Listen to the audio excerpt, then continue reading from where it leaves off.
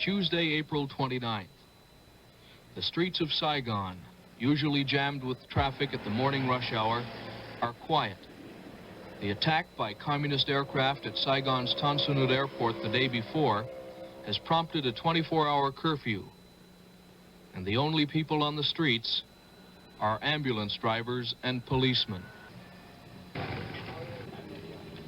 With communist forces only a few miles from the center of Saigon, the order to evacuate American nationals is given.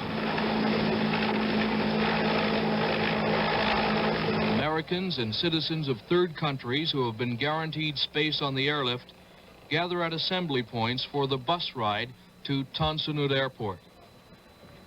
But the buses have to be abandoned when helicopters at Tan Son Nhut come under fire from both communist and South Vietnamese troops. Heavy shelling at the airport destroys planes on the ground, and American Marines are killed by rocket fire. Journalists filming the action from the roof of their hotel see a South Vietnamese helicopter shot down near the grounds of the presidential palace. At least 10 people die in the crash. The American ambassador, Graham Martin, took personal control of the evacuation.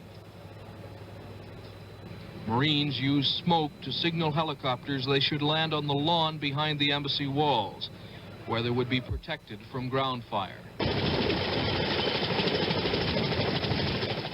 For the frightened civilians, the first few hundred feet were the most dangerous. After that, they were out of range of rifle and pistol fire. The hardest part was the waiting. Many people said it was unnerving to be waiting for a ride to safety and to be hearing fighting all around you. There was always the fear that the fighting would end the helicopter.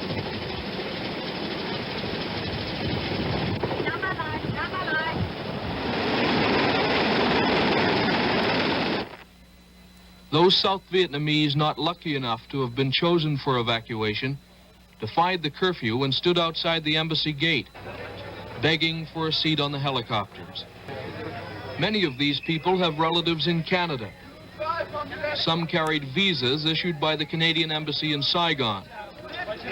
But for most, it wasn't enough to get them a ride out.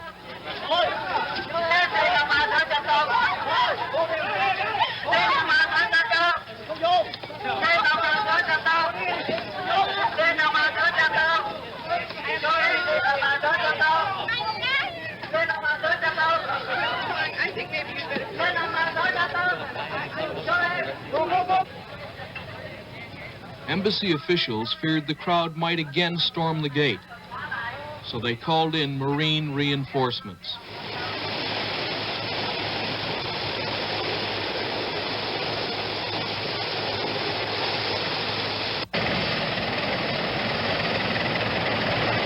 The tension mounted as more and more Americans arrived in the compound and began the nerve-wracking wait for a way up.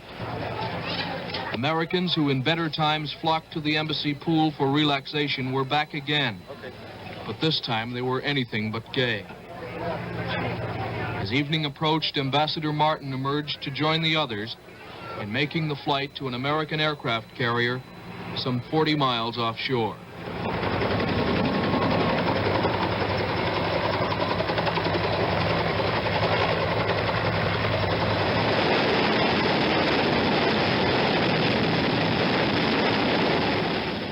More than 80 helicopters shuttling people out to the carriers.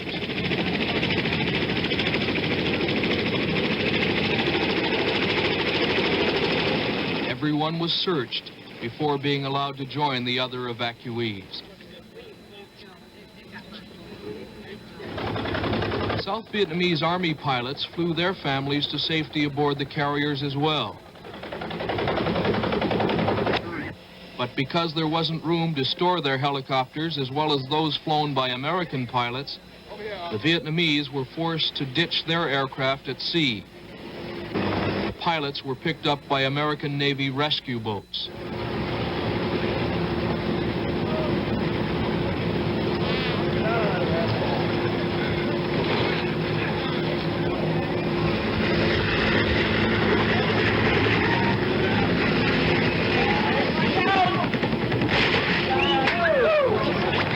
As dusk fell on Saigon, helicopters were still taking people out of the embassy compound.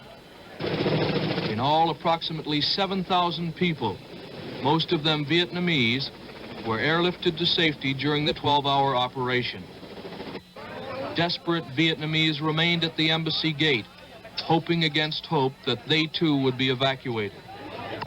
But for them, there was to be no flight to safety.